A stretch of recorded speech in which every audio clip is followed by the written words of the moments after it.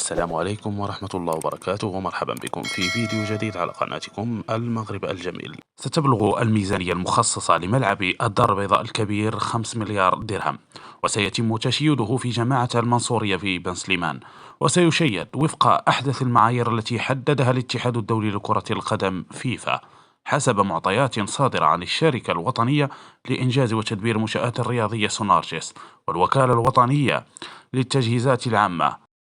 وسيكون الملعب مغطى بالكامل، وستبلغ طاقته الاستيعابية 115 ألف مقعد. وإلى جانب استضافة نهائيات كأس العالم 2030 سيكون جاهزا لاستضافة جميع التظاهرات الرياضية والثقافية ذات الاستقطاب الجماهيري الكبير.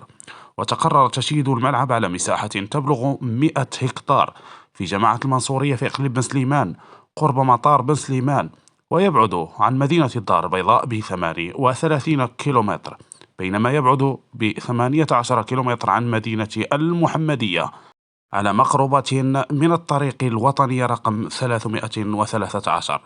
الرابطة بين مدينتي الدار البيضاء والمحمدية. ما يتعلق بالبنية التحتية للملعب والمرافق الرياضية والخدمات الأساسية وخدمات الترفيه المرافقة له، فقد تم وضع مجموعة من الشروط والمعايير أمام الشركات المنافسة، منها وجوب تشييد 4 ملاعب مرافقة ذات عشب معتمد من طرف الاتحاد الدولي الفيفا، ومستودعات اللاعبين والحكام، وبنايات خاصة بالمنظمين، ومباني إضافية مخصصة للمشاهدين من مرافق صحية ومطاعم ومحلات تجارية.